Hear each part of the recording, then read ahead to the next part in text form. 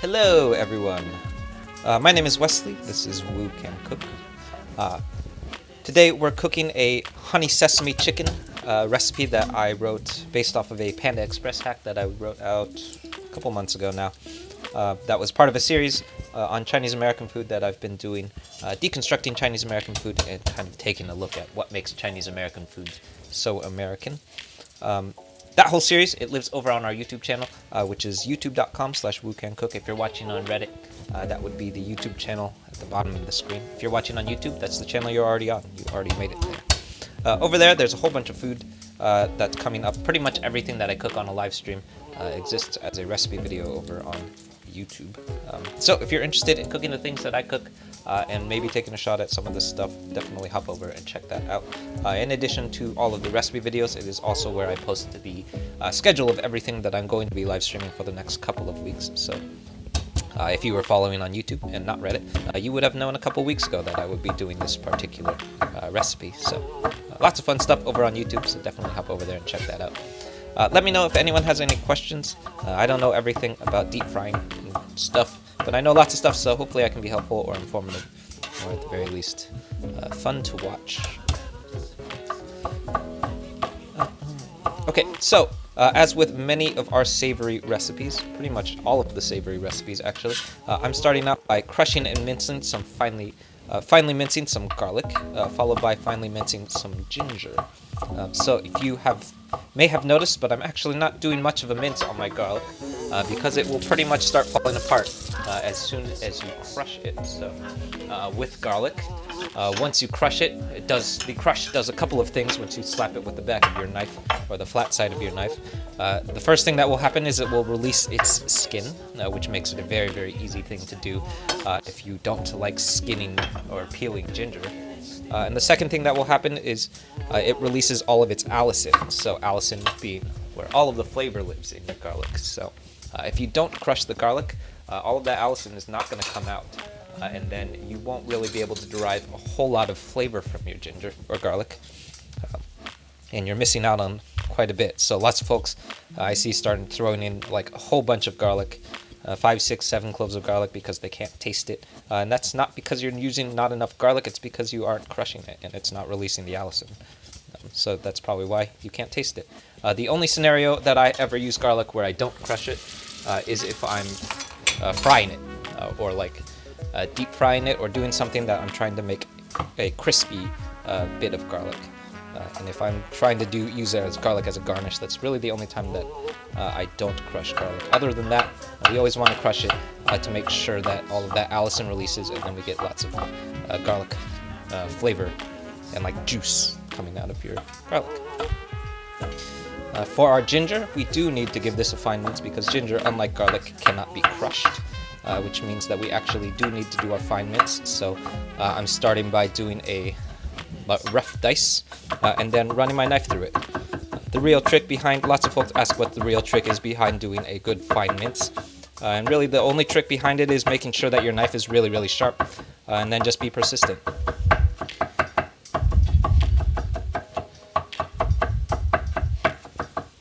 And as long as you have a really, really sharp knife, it shouldn't be that difficult to do. And that is about it. So that is our garlic and ginger. So those are going to be the very first two things that we throw into our wok fry. And they're going to bloom out all of their aromatic qualities when you throw them in very, very first. And they are going to be the first two building blocks that we use to build umami in our sauté.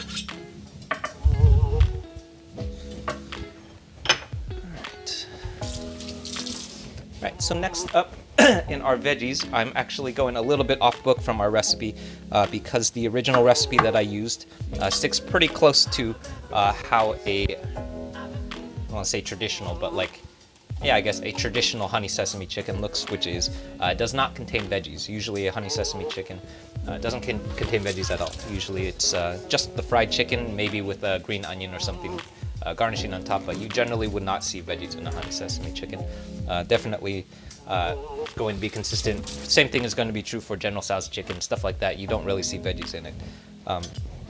However, the Panda Express version absolutely does contain veggies, which is why one of the recipes that I wrote for this contains a whole bunch of veggies. So, and I just so happen to have some bell peppers and onions, so I'm going to throw them in. But if you're trying to stick pretty close to my original recipe, which is like a more typical honey sesame chicken, these don't belong in there. Zach, how's it going? Hello, thanks for joining. Hello to everyone just joining. My name is Wesley. This is Woo Can Cook. Today we're doing a Panda Express hack that I wrote a couple of months ago that lives over on the YouTube channel for the Panda Express Honey Sesame Chicken. If you've never had it, it's probably one of my, as far as like the Panda Express hacks that I've written, it's probably one of my favorites because it's really, really tasty and has a whole bunch of like really interesting sweet umami flavors that don't really stick super close to what you would traditionally find, flavors that you would traditionally find in a Panda Express, like honey sesame chicken. So, if you're interested in reproducing what I'm cooking, I recommend hopping over to the YouTube channel, which is where all of the recipes for everything that I cook lives. This recipe, or this particular recipe that I'm following today, is off of or from another series that I've been doing that's entirely devoted to reproducing Chinese American foods, which is largely has been about diving into Panda Express foods because it's like one of the quintessential Chinese American restaurants in like at least here in California, is one of those really quintessential Chinese American restaurants. So we've been deconstructing a lot of Panda Express stuff. There's some PF Chang stuff coming up soon. And really the whole series is just about diving into like Chinese American food and kind of taking a look at like what makes Chinese American food so American. So what happened to Chinese food when it came to America? What were Chinese people doing when they brought that stuff to America? And how are they like kind of adapting the cuisine to fit in with like the Americans that wanted to eat it. So lots of times when I'm hacking like a Chinese American dish like General Tso's chicken, or in this case honey sesame chicken, I find myself, in order to like get to that really authentic Chinese American flavor, adding a whole bunch of sugar. So lots of times usually what I'll do when I hack a recipe like this is I'll take a shot at reproducing it as closely as I can. So usually in that version it requires a whole bunch of sugar and kind of just like a lot of sauce. That's like the American way to do Chinese food, is like a lot of sauce. And usually what I'll do if I do a Chinese American dish is I'll probably take a second shot at it. So oftentimes those recipe videos will have two recipes. And in that second shot, I will probably do a version that has removed a whole bunch of those American qualities. So lots of times what I'll do is I'll remove a lot of that sugar, and then I'll replace it with some of the things that you would find in like more traditional Chinese food, which contains a lot of sweetness but is not necessarily sugar. So lots of times I'll remove elements like brown sugar or white sugar, and I'll replace it with things like black vinegar or oyster sauce, sometimes hoisin sauce, stuff like that. All of those things a little bit more traditionally found in Chinese food, not as commonly found in Chinese American food though. What's the YouTube channel? Yeah, it's youtube.com/woocancook. Good question. If you're watching on Reddit, that would be the YouTube channel at the bottom of the screen, which is youtube.com/weekendcook. So yeah, that whole series is super fun. That's at least my favorite series to do, because it's just like really interesting to kind of deconstruct Chinese American food and see what makes all of these dishes tick, because they're all like foods that I've been eating for a long time. I'm sure like most Americans have had like Panda Express dishes like honey sesame chicken, General Tso's chicken, all these things. Super fun to do. In addition to that, there's another series. There's a whole bunch of series over on YouTube. There's a second series that I've been doing that's just devoted to reproducing other stuff like from my childhood. A lot of times it comes from restaurants in the San Francisco Bay Area. But most of the time they're really just like derived from things that like I used to eat when I was a kid. So lots of times they're either recipes that my mom had like cooked for us, or like things that my dad cooked for us, or sometimes just like stuff that I used to eat in restaurants when I was a little kid that my parents would take me to. So we did a whole series. I did a recipe video for Westlake soup that was really fun from a restaurant in San Francisco called Dragon House. I did another one also from Dragon House for a lion's head meatball, which we actually cooked on stream yesterday. And a whole bunch of other just like a little bit more traditional Chinese food that also like tends to come up on that series. So if you're interested in stuff like that, I recommend hopping over to YouTube, checking some of that stuff out. Lots of fun content coming up over on YouTube. So. Alright, so right now I'm chopping up some green onions. These are the greens of our green onions. I actually did the whites and then set those aside. Those are going to go into our wok fry a little bit earlier. We're going to bloom that out with our aromatic qualities. And then we're going to add these greens at the very end on top. So these are going to be a nice garnish on top. So one quick thing that we want to point out anytime that we're using green onions as a garnish, I'm generally not a huge stickler about food safety, which is probably why I should never cook in a professional restaurant. But the one thing that we do want to stick to is when you use something for a garnish like this, like these green onions, that means that they're not going to come into wok heat at all. So they're not going to get on the fire at all, which means that they won't have any opportunity to kill off things like salmonella, for example. So very important if you have a garnish like this. Keep it very far away from your meats. So we're using thick chicken thigh today, and it's on the opposite side of the kitchen, so lots of physical distance to make sure that we don't cross-contaminate things that aren't going to get cooked. Other things like cross-contaminating your garlic, for example, like this stuff with your chicken is going to be okay, because this is going to go into the wok heat anyway, and it's going to fry up, so you're not really risking anything with that.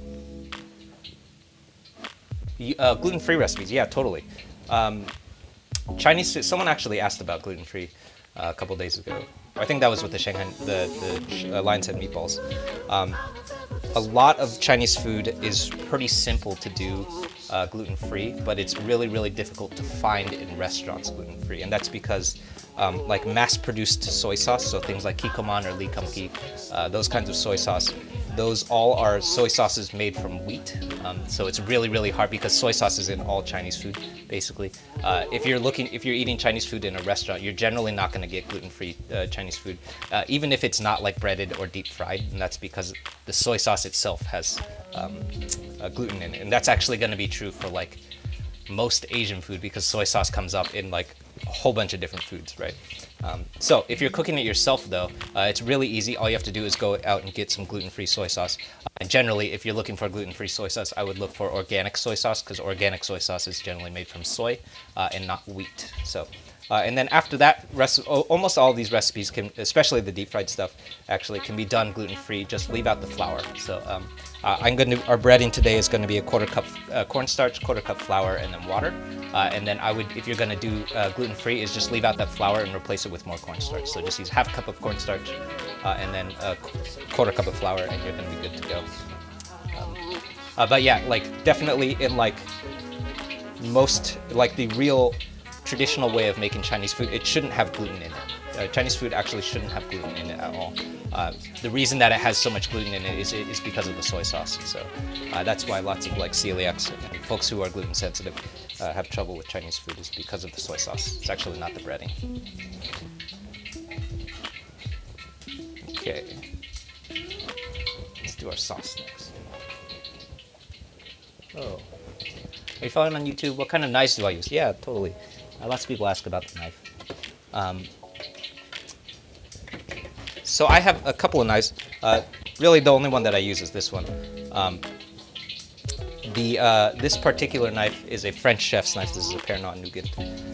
It's a vintage French chef's knife, which means that you're probably, if you're knife hunting, you're probably not going to find this knife because I found it actually at a estate sale. So you're probably not going to find this knife, but it is a close copy of a more famous French chef's knife that is actually still in production, called the French Sabatier. And the Sabatier is definitely still in production. I'm pretty sure you can find that stuff at like big box stores and stuff. And it is probably the more popular thing that you could find here. Originally at the bolster. You mean this part? I think. It's where so it's like an indentation for your hand. So I usually use it this way, and then hold it right here. Although I don't know a whole lot about knives, so if you're a bladesmith, maybe you could tell me. Cool. You also have a soy and nut allergy. Oh, that's a bummer. Yeah. There's a good soy sauce replacement. It starts with a B, and I think it has something to do with aminos. I would use the soy sauce replacement, although I'm not a huge fan of that stuff because I actually don't think that it tastes a lot like soy sauce. If you have a soy allergy, you're going to have a lot of trouble with Chinese food. Because it's not just soy sauce, because the soy is going to end up in like a lot of different things. So we're using, I think soy is going to be in hoisin sauce. It's also going to be in oyster sauce. Pretty much like most of those umami forward stuff, it's going to be in all of those things. So that's going to be a real bummer.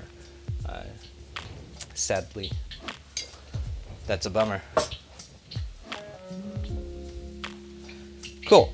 All right, so that was 4 tablespoons of soy sauce. That's 2 tablespoons of sesame oil.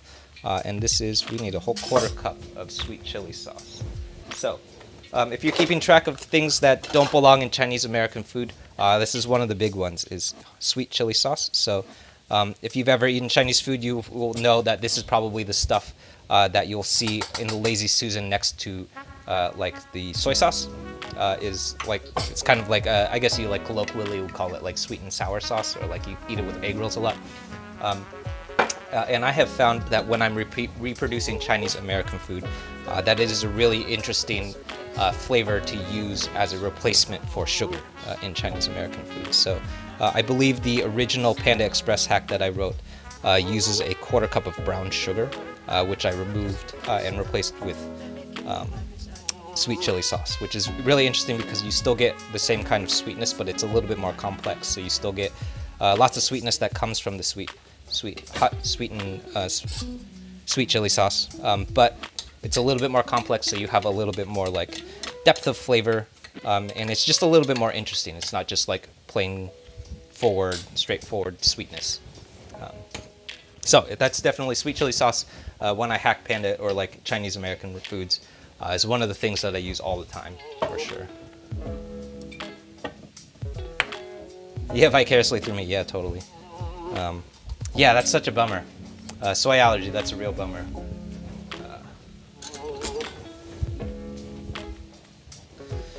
Okay. So that was a 1/4 cup each of sweet chili sauce and honey. And next up, this is 2 tablespoons of fish sauce. So fish sauce, as the name implies, is derived from the fermentation of fish, which gives it like a very nice fishy umami quality. So if you can't find fish sauce, I would say the next best thing that I like using is probably oyster sauce, but those are probably 2 things. If you can't find fish sauce, you're probably not going to find oyster sauce either. If you can't find either of those things, I would say the next thing that I like using is an anchovy. So just get out a can of anchovies, and that's going to be the same quality of umami that you're getting, is like fermented fish, and that's going to come from the same flavor palette. Next up, this is 2 tablespoons of Chinese fermented bean paste. So I've seen this spelled a bunch of different ways, depending on like how like Chinese people are translating Chinese words. I've always assumed that it was spelled with a D. Li Kum-Ki spells it with a T, so it will look like this, Doubanjiang. I'm pretty sure that the true pinyin uses a D, Doubanjiang. But If you see anything that looks similar to how you would pronounce dobanjang, that's what this is.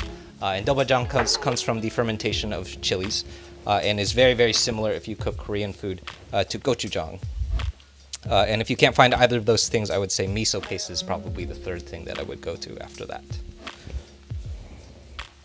And yeah, that's it. So that's our sauce. I'm going to mix this up, and this is going to go into our final wok fry at the very, very end. Did I leave out stock? I left out the stock. I left out one thing. I'm going to add a 1/4 cup of beef stock, which is very, very important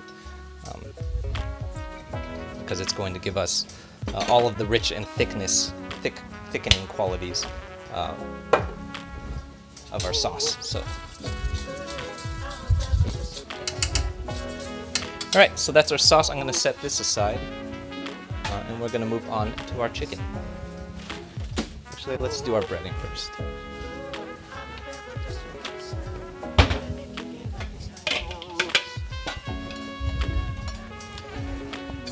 Okay, so for our chicken today, we're going to be doing a tempura batter.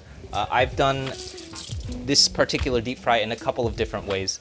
If you have never done a tempura batter, it looks very, very different from how like a standard American fried chicken would look, because most of the time a standard American fried chicken is done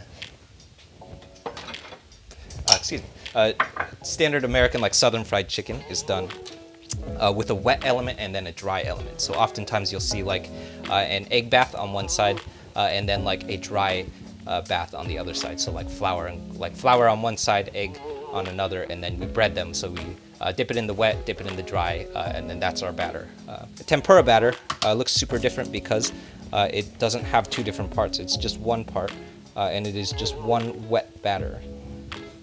So everything is going to go into one bowl, and we're actually not going to separate anything. So first thing that I'm doing is, this is 2 egg whites.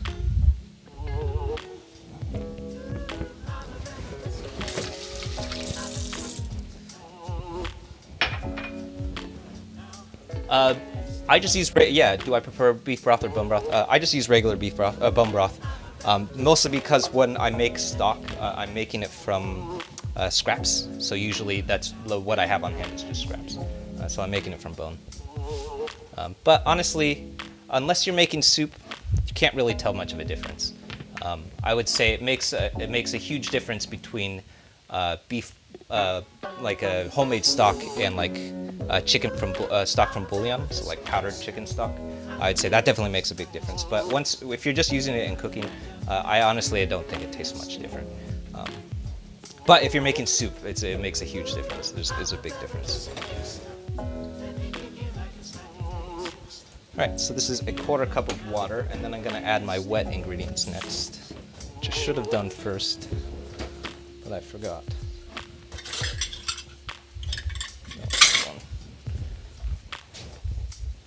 All right. So if you're paying attention and are not making the same mistakes that I'm making, what you want to do is add your dry ingredients first, especially if they're the same measuring spoon. And that's because once you add something to a wet measuring spoon, it's going to start sticking like this. So this stuff is not going to come off anymore. So now I have to wash this more thoroughly. So if you're paying attention, add the dry stuff first, so that you don't get a measuring cup that looks like this. It'll be okay. This is a 1/4 cup each of AP flour, cornstarch, and water, plus 2 eggs, egg whites. And we're just going to whisk this together, and that is our tempura batter. So if you're following along, a more traditional like southern fried chicken or Kentucky fried chicken, stuff like that, it doesn't look like this. It usually has 2 parts, so it would have a dry side and a wet side.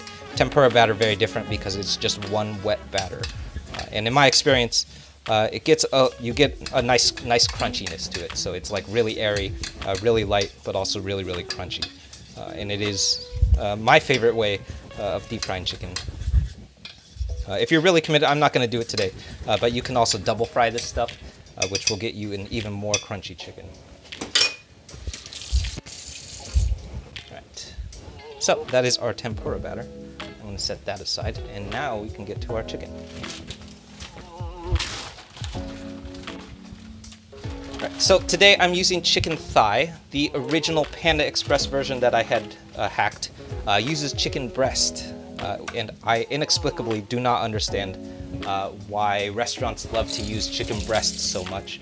I have a couple of theories. I think logically you might be able to make the case that chicken breast comes up in a lot of deep fry because chicken breast contains less liquid. So when you use chicken breast, you can actually get a more crispy or like drier exterior to your chicken, which makes it a little bit crispier. I don't really buy that, mostly because when I do it, it tastes the same, but you have like less fat in the chicken breast, which makes it less tasty. My real guess, or like what I really think is happening, is lots of restaurants, especially like Panda Express, but like any restaurant that's trying to be like or invest in marketing, uses chicken breast because there's a public perception that chicken breast is somehow healthier than chicken thigh, which technically it is because it has less fat. But ultimately it doesn't really make that much of a difference because you're just deep frying chicken, so it's not healthy anyway. So when you're deep frying, definitely the more flavorful thing to use is going to be chicken thigh, because number one, because it contains more fat, which makes it more tasty, but number two, because it's also like it's dark. It comes from dark meat, which makes it like more salty, so you have more cholesterol. It's also less healthy for you, so it's going to be like not as, yeah, I guess not as healthy. But ultimately, at the end of the day, you're still frying chicken, so it doesn't really make that much of a difference. You're still eating fried chicken, so.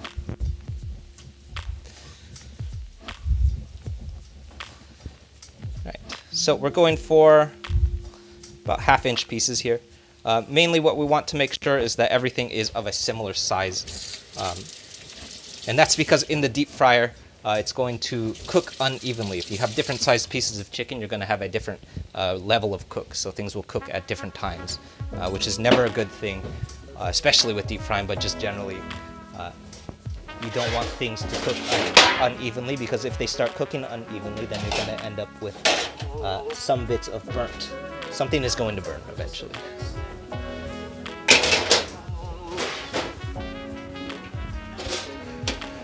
Alright, so let's do some breading. When I do tempura batters, sometimes I like to be more cautious. I've stopped being super specific about the way that I approach my tempura batters. I'm actually not even going to bother. And usually what I started doing is pretty much just dumping it into the tempura batter, giving it a coat, and then we're going to toss this straight into our fryer. I might actually pull it out, just because I don't want as much breading to stick to this chicken. But I am just going to toss it in, give it a toss, and then let's pull some stuff out.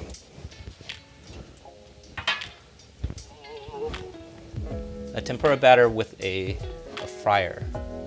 I think you might maybe mean like an air fryer. If so, I have not tried it with an air fryer. Although I imagine you might have trouble because it's so wet. But I don't know. I haven't used air fryers too much. I also have not used a proper deep fryer, but I believe it works pretty much the same, other than like the general shape that we're using. So I like to do my deep frying in a wok, so we're going to be deep frying in a wok today, which is just a wider surface area. So since the wok has a wider surface area, the chicken spreads out a little bit better. So I love doing it in a wok, although it is a little bit concerning because the wok is a round bottom wok, which means that it can hypothetically roll off of the stove if you're not careful. So, but yeah, air fryer. I haven't actually tried. I actually haven't tried air frying meat before. I've definitely done things like French fries, also like lumpia, stuff like that. Works really well in an air fryer. But in my experience, when I use an air fryer, usually what happens towards the end of the fry, or like once you pull it out after like maybe 10 minutes, it starts getting a little soggy. So I haven't been a huge fan of air frying, but maybe that's just because I haven't been doing it correctly. But usually when I use an air fryer, it's really, really crispy. Works really great for the first like 10 minutes. And then within like 10 minutes, it'll become like a kind of a soggy mess, and then it kind of just turns into like essentially like a stewed meat. It's kind of soggy, kind of gloopy. Oh man. Let's see.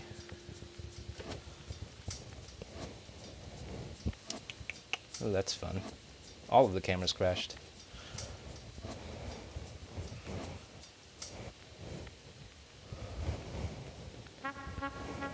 Alright, let's figure out what just happened to all of my cameras.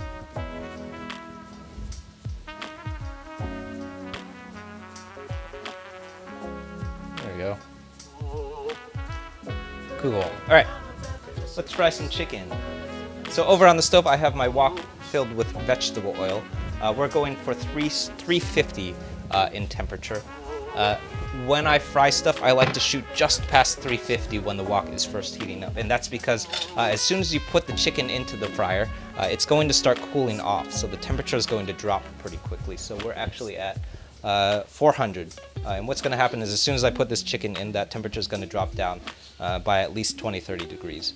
And then we're going to lose a whole bunch of heat. So when we do our first initial fry, what I like to do is overshoot it and get that wok a little bit hotter than the projected temperature. And then as soon as this chicken goes in, that temperature is going to cool down quite a bit. We do want to make sure though that we don't overload the wok. And that's because if you put too much cold stuff into hot oil, eventually that oil is going to start losing temperature, and eventually you're not going to be able to keep that temperature up anymore. And you won't have, your oil is not going to be hot enough, and then you're going to start losing crispiness on your chicken. So that's an area that we don't want to be in. So right now we're rounding right around 400. So that's perfect. So I'm going to let that hang for a bit. What's going to happen is over the next maybe 5 minutes or so, that oil is going to start cooling down, and then we're going to closely monitor your temperature. So super important if you're new to deep frying is that you have to have a good candy thermometer. Otherwise, you're not going to be able to monitor the temperature of your oil, and you won't be able to keep a good watch on the audio's jacked.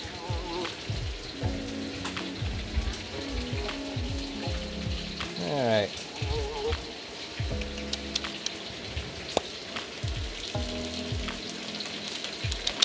Check, check, 1, 2. Check, check. Check, check.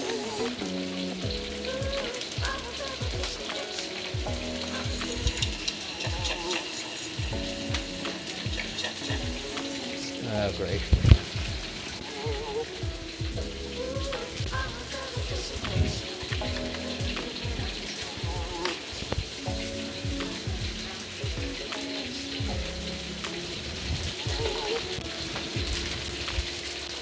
That's fun.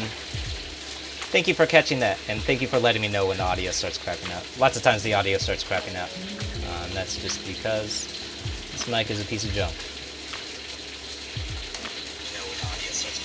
Lots of times the audio starts crapping out. Cool. I hope I fixed that. I think it's working. Yeah. Thank you for catching that. Definitely, anytime you notice that the audio is crapping out, feel free to point that out, because I have no active monitoring, so I won't know if it's crapping out. The only way that I know when the audio is crapping out is when you guys tell me. So. All right, so we have our chicken in our fryer. We're gonna let that go for, we're only frying once, so maybe about 5-6 minutes. We're gonna let that go for a very, very deep golden brown. Maybe not 5 minutes, probably like 3-4 minutes. We're looking for a deep golden brown. There's only one fry happening here, so we're going for a deep, crispy golden brown here.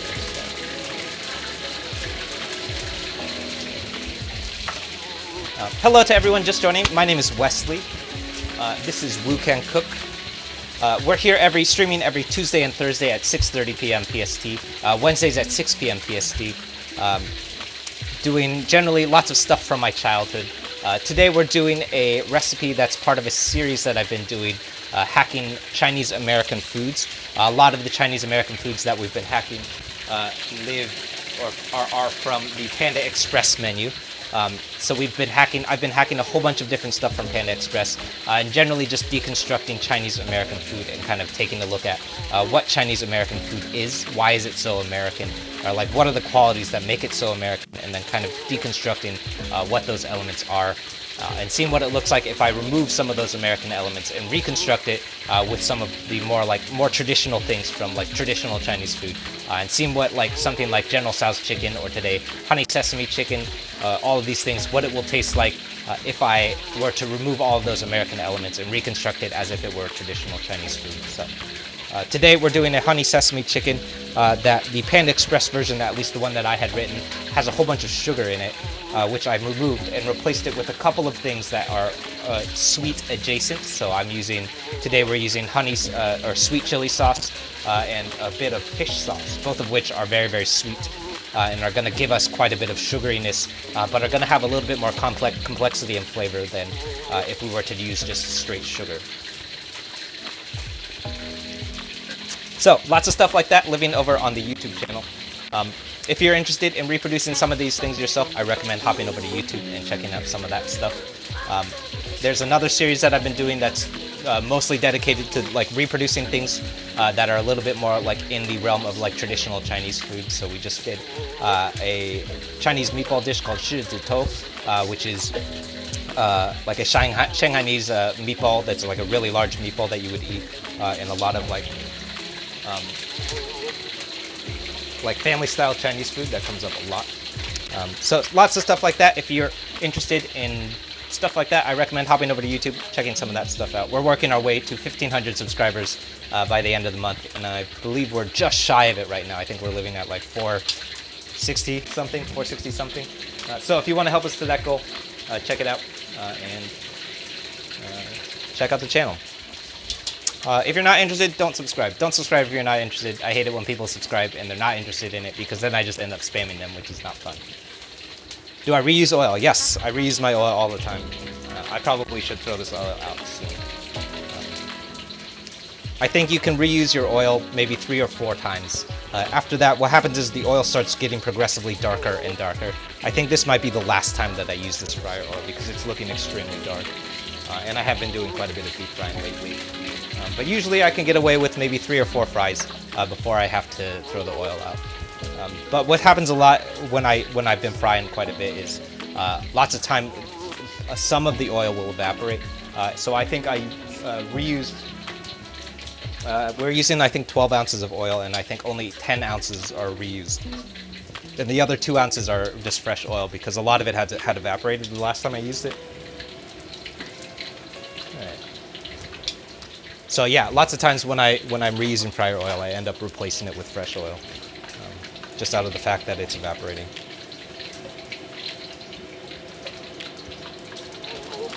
All right, so I'm pulling out the first batch. This is looking pretty golden brown.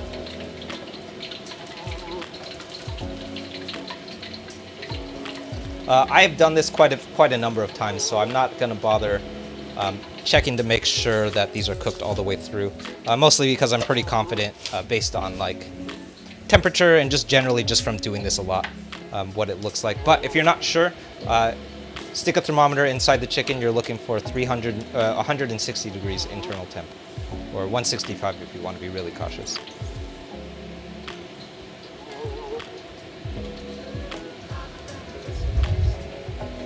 All right, so I'm adding my second batch of chicken in next. At this point, you definitely want to be watching your temperature very closely and make sure that that heat doesn't drop too low, because the oil will definitely have cooled off quite a bit since we threw in our first batch.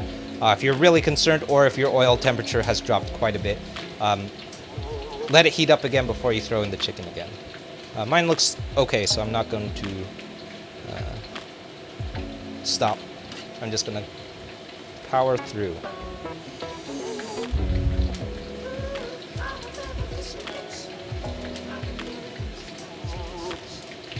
Cool, and that should do it.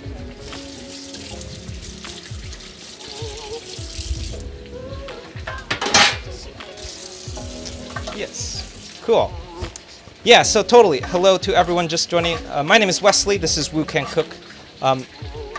If you haven't caught this show before, We're here every Tuesday and Thursday at 6:30 p.m. PST, Wednesdays at 6 p.m. PST, and every Friday there's a new recipe that pops up over on the YouTube channel. Generally, everything that I cook on stream has a recipe video that goes along with it, today included. So the recipe video for this Panda Express hack came out over on my YouTube channel, I want to say 3 months ago now, maybe back in October or so last year. If you're interested in reproducing this dish, I recommend hopping over to YouTube, checking some of that stuff out. In addition to the recipe videos, that's also where the whole schedule of everything that I'm going to be streaming lives. So if you were watching over on YouTube, you would have known a couple of weeks ago that I would be cooking this. If you have any questions, feel free to drop your questions in the comments too. I don't know everything about deep frying, but I know lots of stuff, so hopefully I can be helpful or informative.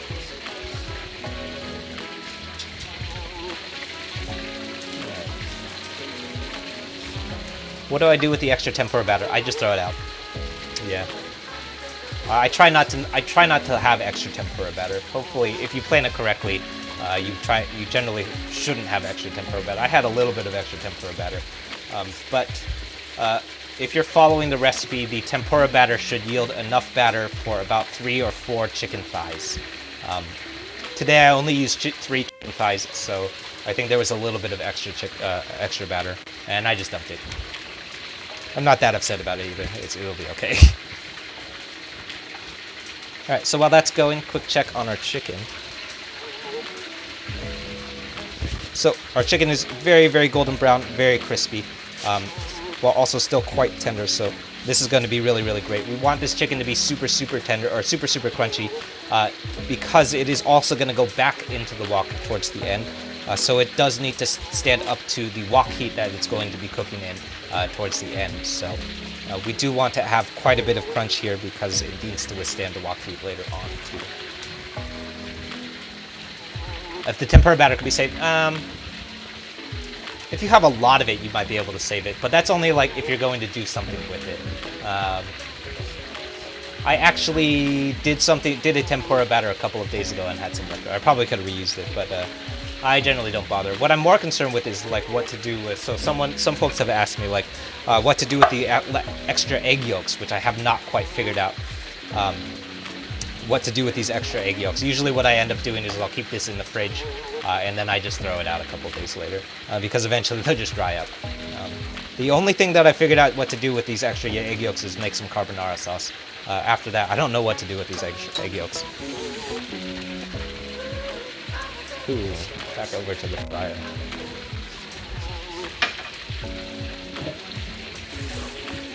Yeah, raw chicken touched the unused batter. Yeah, totally.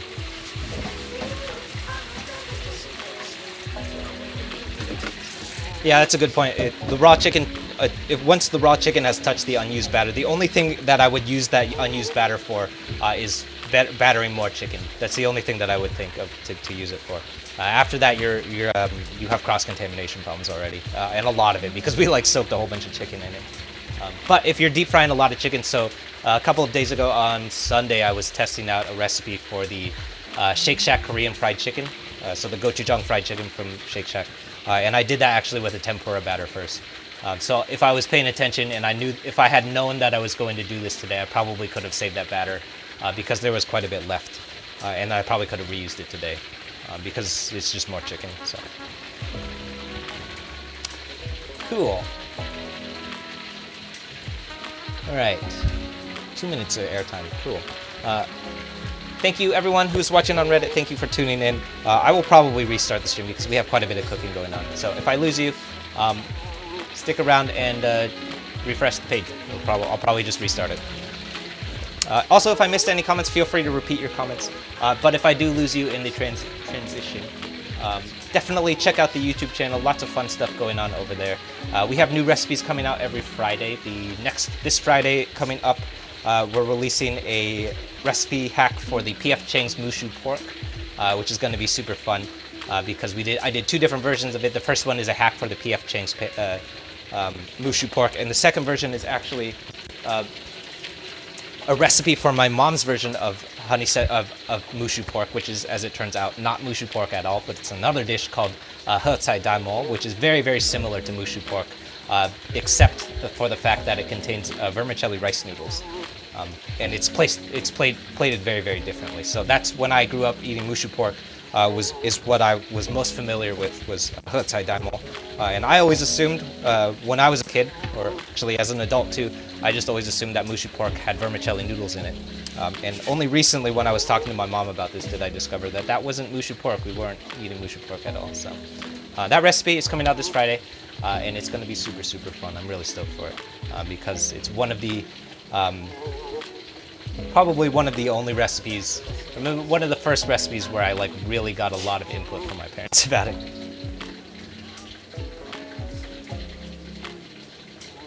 Yeah, 1 minute left. Yeah, totally.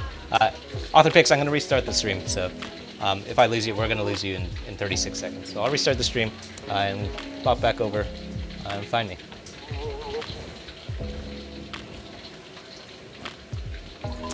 If not, though, the YouTube stream is going to keep going, so you can also check out the YouTube channel, too.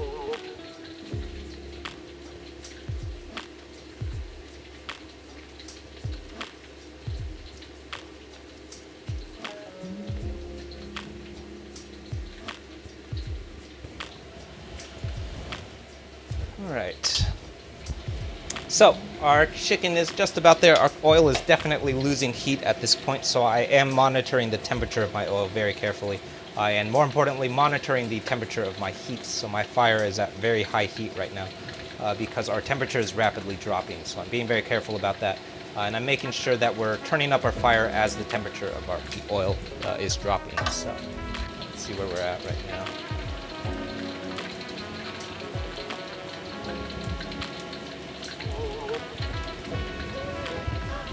Cool.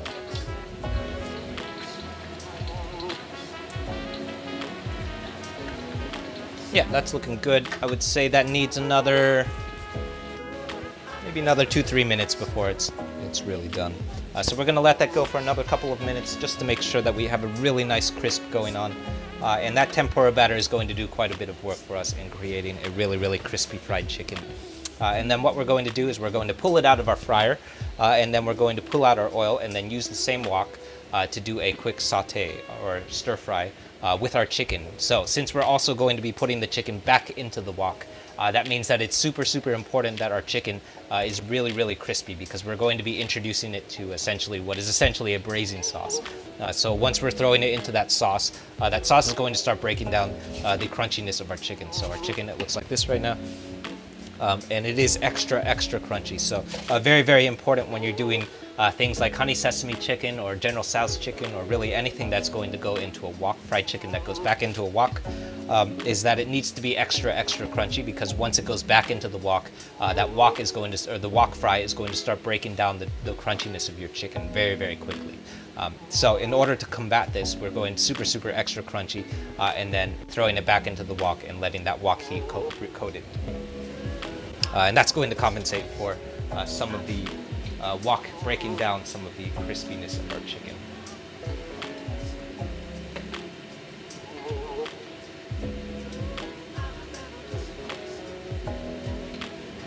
Yeah, we're definitely losing heat. So if you can tell, our fried chicken is definitely losing heat. We don't have quite as much sizzling going on right now. That's okay. I think we're actually very, very close to being done. But I think part of the reason why we're losing so much heat right now is maybe because there's too much stuff in the wok. So if we were really being careful, we probably should have thrown less chicken into the wok. But that is sort of what happens if you throw too many things into a wok. This is just wok cooking in general too. But if you throw too many things into that wok, it's definitely going to start dragging the temperature of the wok down very, very quickly. So in this case, it's bringing down the temperature of our oil very quickly. So even though my fire is all the way up, we're losing heat pretty quickly. I think it'll be okay because we're almost done cooking. But if that's starting to happen and you're not almost done, definitely start pulling stuff out of the wok and you'll be able to recover some of that heat. You found me? Yeah, totally. Thy neighbor. Great username. Cool.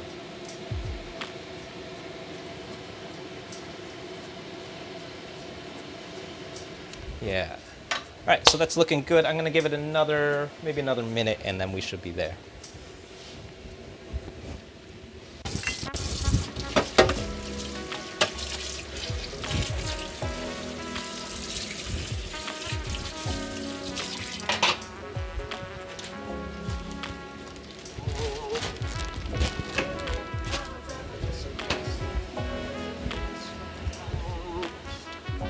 All right, let's start pulling these out.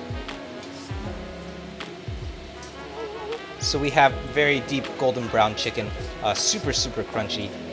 That's kind of why tempura battering is one of my favorite ways of doing fried chicken, because I feel like you can get some of the most crunchy chicken that I've ever had has been tempura fried chicken. Some folks have asked why I don't put a paper towel down to prevent some of the sogginess that develops. In this case, I'm not super concerned because we're going to be throwing it back into the wok anyway. But that is also the same reason why I'm making sure that my chicken is extra crunchy, is because it's going to be introduced to moisture again very soon. So there's our finished fried chicken. If we were stopping right now, we would probably be seasoning that, but we're not done quite yet. So, right, so back over to the wok.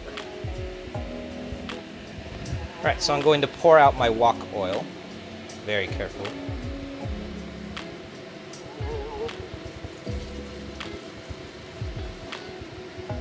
Very carefully. And then I'm probably not actually going to reuse that oil again, but if you are going to reuse that oil, set it aside and let it cool down, and then put it through a cold brew coffee filter. In my experience, it's been one of my favorite things to use for reusing fryer oil is put it through a cold brew coffee filter, because cold brew coffee filters are designed for filtering cold substances. So this is my cold brew coffee filter, and it's basically just a piece of fabric with a fine point at the end.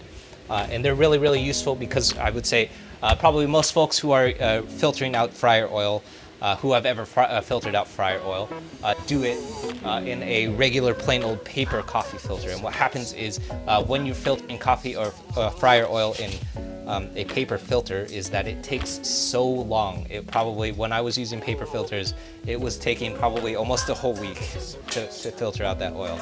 It takes an insane amount of time to finish filtering out fryer oil in paper coffee filters. So save yourself some time. Go get yourself some cold brew coffee filters if you're really into deep frying, and it will take so much less time. No, probably shouldn't have done that.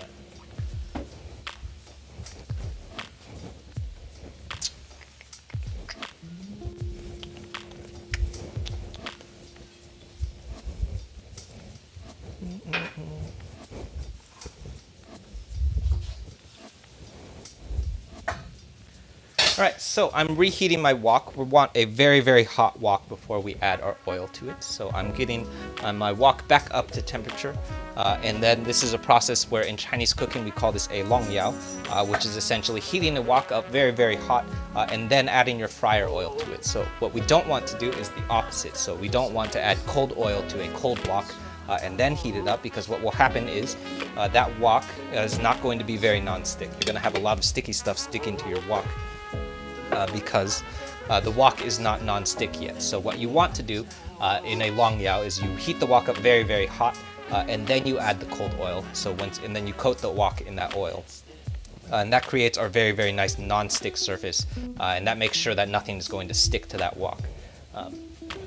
So in a lot of, like, if you've ever watched like restaurant chefs do their long yaos, you might have seen them do a long yao with a like inordinate, like a crazy amount of oil. So I've seen some folks have done long yaos with like an entire cup of oil, which is crazy. And the reason that they can do that is because they're eventually going to use all of that oil because they're cooking a whole lot of food. So I found that when you do your long yao, you actually don't need to use that much oil. You can probably just do your long yao. I usually just do it with just the cooking oil. But in restaurants, usually what they will do is they'll use a huge amount of oil, and then they'll pour most of that back off, and they'll like remove all but like maybe 4 tablespoons. And that will give you like an even better non-stick surface, but also it's not super necessary. I poop with my Jordans on, that's a great username. Hello to everyone just joining. My name is Wesley. Today we're doing a Panda Express hack that I wrote a couple of months ago over on my YouTube channel for their honey sesame chicken. So if this is your first time tuning in to Wu Can Cook, generally the things that I cook are from recipes that I've been publishing over on YouTube. Those recipes come out on the YouTube channel every Friday. And then usually every Tuesday or Wednesday, I'll start cooking through the things that I've been publishing. So this particular recipe, it came out a couple months ago, though. I think this came out in October or so. And the original recipe was a recipe that I wrote to hack the Panda Express honey sesame chicken. In that hack, I wrote 2 different recipes. The second recipe was a version that I did, but removing all of the American qualities of honey sesame chicken, and then reassembling it with some of the more traditional Chinese ingredients. So. In that recipe, I believe I was using a lot of sugar that I removed from this version. So the version that we're doing today has removed quite a bit of American qualities. So basically just removed a whole bunch of sugar and replaced it with some sweet elements. So today we're subbing that with, what are we subbing?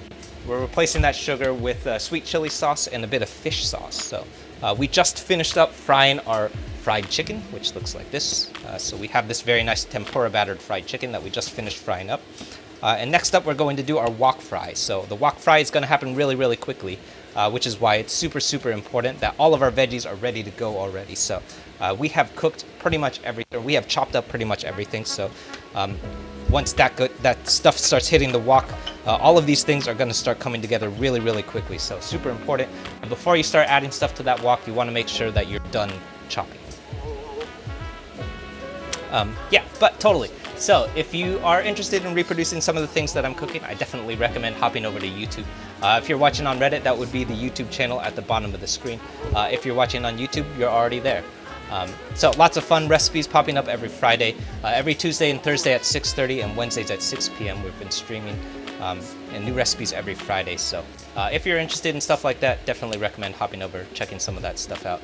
In addition to the recipe videos, that's also where I post all of the schedule for everything that I'm going to be cooking. So usually within maybe like 2 or 3 weeks out, I'll have the entire schedule of everything that I'm going to be cooking for the next couple of streams, so you can check that out and tune in for the ones that you're interested in. And then some folks have been doing is checking out what I'm going to be cooking and then picking up the ingredients for the things that I'm going to be cooking and then cooking alongside me. So always more fun to cook with other people because then we can talk about all of the mistakes that we made.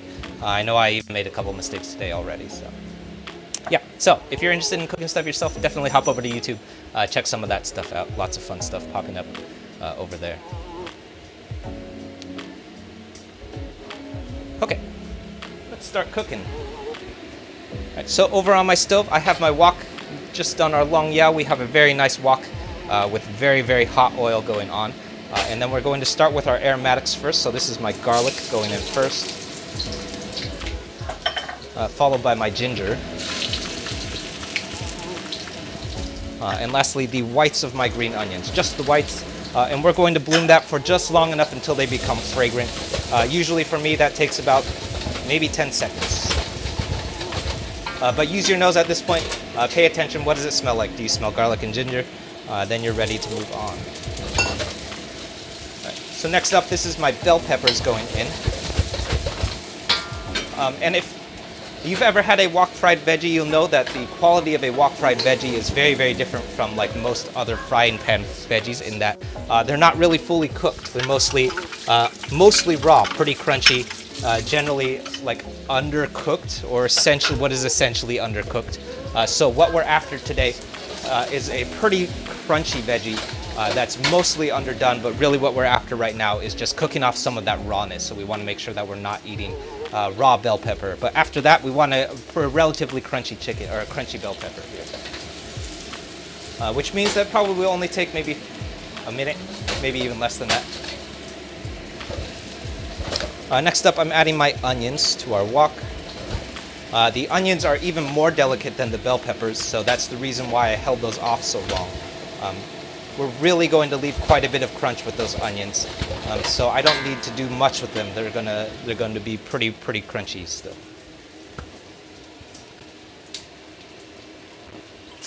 Honey sesame chicken is your favorite? Yeah, honey sesame chicken is my favorite too. It's like definitely my favorite Panda Express recipe that I've packed for sure.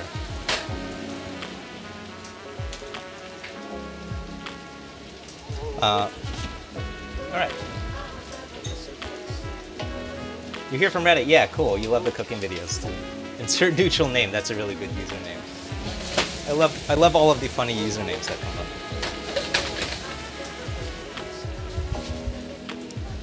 It is a steel wok, or it's a carbon steel wok. Although I did grow up cooking on a stainless steel wok. Right, so I just added my chicken to the wok. We're giving it a toss, just long enough to combine. We're not doing very much at this point. And finally,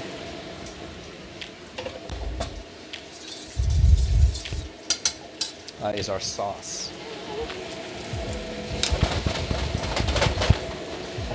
So you'll notice that that sauce has quite a bit of liquid in it. There's even a whole quarter cup of beef stock in it.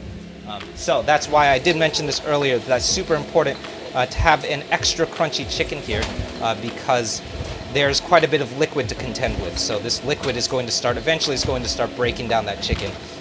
Hopefully not too much. Really what we're just after right now is to kind of coat the chicken.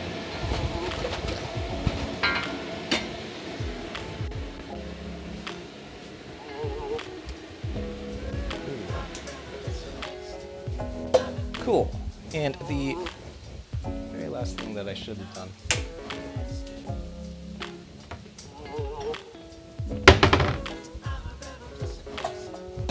How do I clean the wok because it looks seasoned? Yeah. Yeah, so the wok, my wok is a carbon steel wok, so lots of folks ask about this wok. The way that you treat a carbon steel wok is super different from how you would treat like a stainless steel or even like a non-stick pan, in that you don't really clean it. I don't clean it at all. Usually what I'll do, I'm actually going to run through that at the end of the stream too.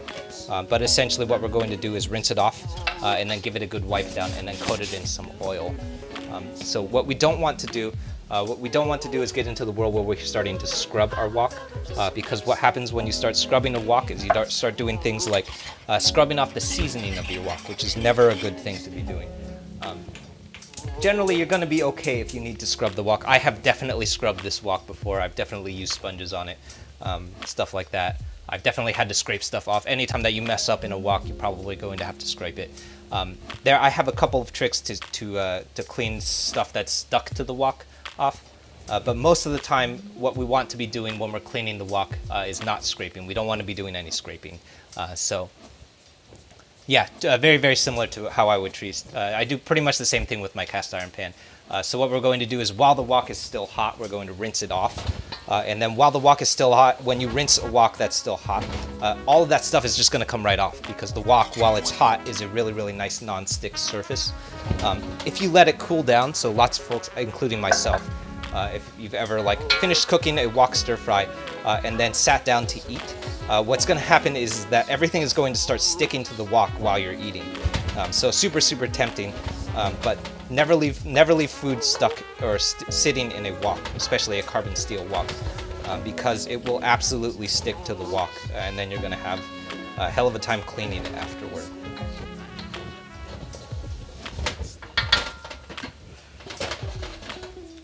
Right. Yeah, totally. So that was my cornstarch slurry, which I actually forgot to do on camera because I forgot to change the camera. But essentially what it is 2 tablespoons of cornstarch that's dissolved in cold water. And the reason that we dissolve that cornstarch in cold water is because cornstarch is a solid substance. So if you use solid cornstarch, it will absolutely stick together. So I have also learned this the hard way, but cornstarch will clump together with literally anything that's solid. So it will stick to the honey, it will stick to gochujang, it will stick to doubanjiang, really anything that is solid. So don't try and do your cornstarch slurry in combination with anything else. Just dissolve it in cold water and it will fall apart immediately. But don't add whole cornstarch straight to a wok because it will absolutely clump together. and then you're gonna have clumps of cornstarch in your stir fry, which is never good.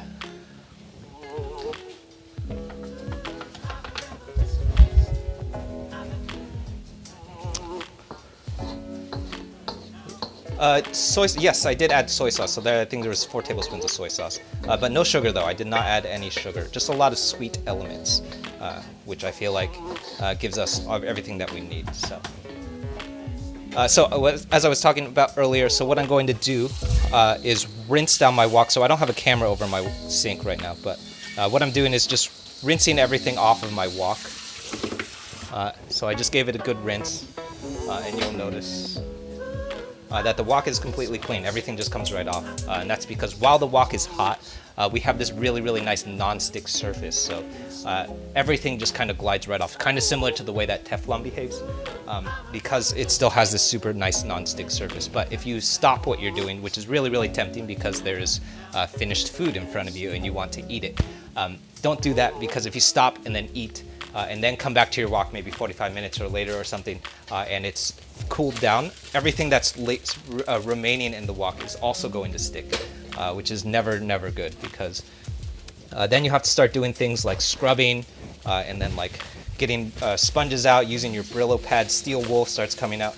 All of those things, not things that you want to be doing, because what will happen is you're going to start scrubbing off the seasoning of your wok, and seasoning is what makes it non-stick. So that's a good way to ruin a wok. You can absolutely do that with a wok. I've totally scrubbed my wok before with a sponge when I mess up, and I certainly have messed up in my wok all the time. But we want to avoid doing that as much as possible. All right, so similar to how we would treat a cast iron pan, I'm adding just a tiny bit of like a drop of vegetable oil, and then I'm coating everything in oil one more time. Don't forget to do the bottom of your wok too. And that is really it. Lots of folks forget that you also have to season the bottom of your woks, of your carbon steels and your stainless steels. And that's because the reason that we're seasoning is not just because we're trying to create a cooking surface, it's also because that layer of oil is going to prevent rust from developing. So you also want to make sure that you don't develop rust on the bottom of your wok too.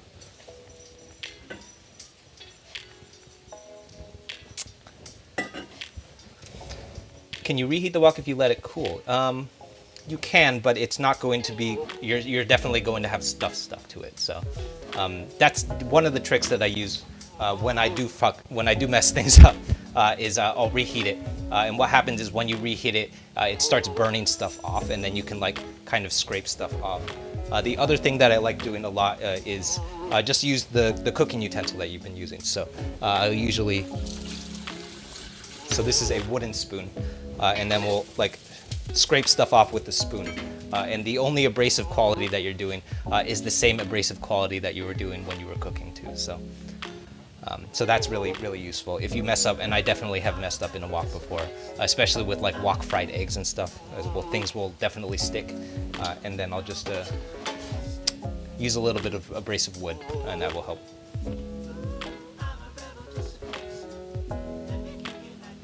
Cool.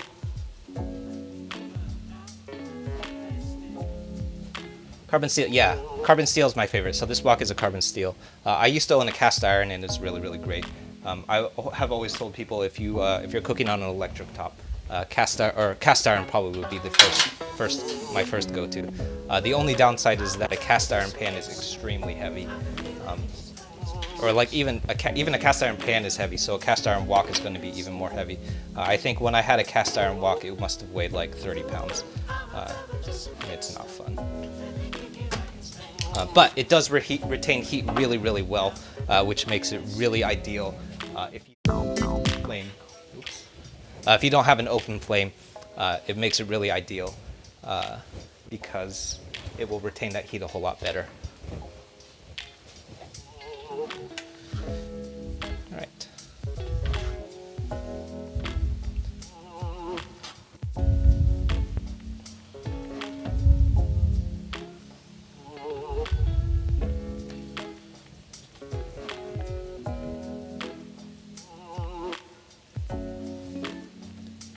Home defense, yeah, totally. Cool. So I'm finishing this with the greens of my green onions. And then a pinch of nori. Actually, today I'm using furikake. If you don't have furikake, I would just use plain old sesame seed. I actually don't know if that's going to work. I just happen to have furikake out.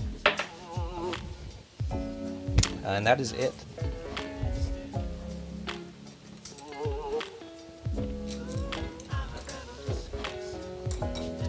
Cool. How much crunch is? Yeah, actually, folks have been asking me to taste it. Oh yeah, lots of crunch. Super, super crunchy, but also like really, really tender, which is like my favorite quality about tempura fried chicken is that it's very, very crunchy on the outside, but that wet batter retains like a lot of like that moisture and like tenderness of the meats inside. So you have a really tender meat inside, but also really crunchy exterior, and that all combined with like the sauce, like our sauce. Is like one of the best sauces that I have honestly ever made, and I love making this dish because it is like packed with so much flavor and sauce that I would just eat just this sauce with rice because it's so freaking good. You missed the batter. Yeah, it's a tempura batter, so it's a quarter cup each of AP flour, cornstarch, AP flour, cornstarch, water, and then 2 egg whites, and all that mixed together. So. If you missed it, you can also find the recipe, which is over on the YouTube channel. Yeah, people have told me about soda water. I haven't actually experimented with that, but folks have told me that the carbonation of soda water helps create like more bubble.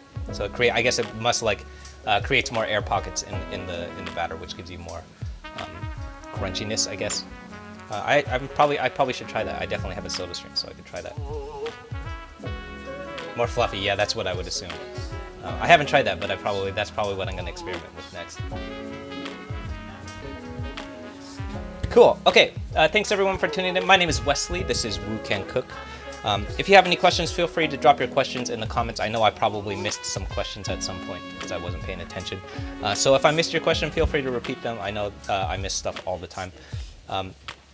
Yeah, definitely if you tuned in late, I know I started late, and some folks joined late, so if you tuned in late and I missed you, we're here every Tuesday and Thursday at 6:30 p.m. PST and Wednesdays at 6 p.m. PST, and new recipes popping up over on the YouTube channel every Friday, usually Friday morning in the PST time zone. So if you missed it, I'll definitely be here. I'll be back tomorrow at 6:30 p.m. PST. We're doing fried rice. That's what we're doing. We're doing fried rice with the leftover rice from today. So lots of stuff coming up soon.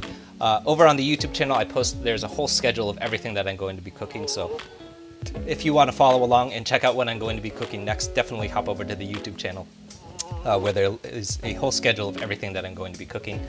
Usually when I'm buying groceries, I have to check that channel because lots of times even I forget what I'm supposed to be cooking. So probably some folks who follow that YouTube channel know better than I do what I'm going to be cooking next. So.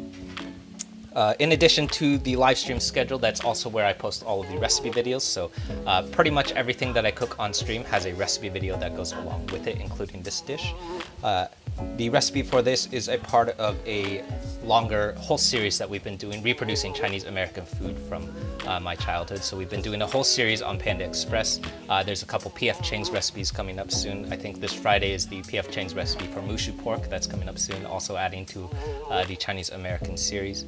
And just generally kind of deconstructing Chinese American food, taking a look at what that looks like, what are the American qualities of Chinese American food, and what does that Chinese American food taste like if you remove all of those American qualities. So some folks have been watching this whole stream, they know basically what we did is pulled out a whole bunch of sugar. So pulled out all of the brown sugar from this recipe and then replaced it with a couple of sweet things. So I think I used sweet chili sauce and then fish sauce. Well, those are the two big sugary things that I added. And that creates like a similar kind of sweetness, but a little bit more complex in flavor. So it kind of tells a little bit more of a story in that sweetness. So you don't just get straightforward sugar. You get like interesting complexity in that sweetness. So to me, it's like very interesting reconstructing Chinese American food as if it were traditional Chinese food and seeing what that would look like. So what does General Tso's chicken look like if it wasn't so American? Because like to me, things like honey sesame chicken or General Tso's chicken or all that stuff is really just American food at this point. So super interesting to reconstruct stuff like that for me. So if you're interested in stuff like that, definitely hop over to YouTube, check some of that stuff out. Lots of fun content coming up soon. We'll be back again 6:30 p.m. tomorrow doing kimchi fried rice, a crispy kimchi fried rice. And then on Friday is going to be our P.F. Chang's recipe coming up on Friday. So definitely hop over, check that out. I'll also make sure and link the recipe videos and all that stuff as well. So thanks everyone for tuning in. My name is Wesley. This is Woo Can Cook. I'll see you soon.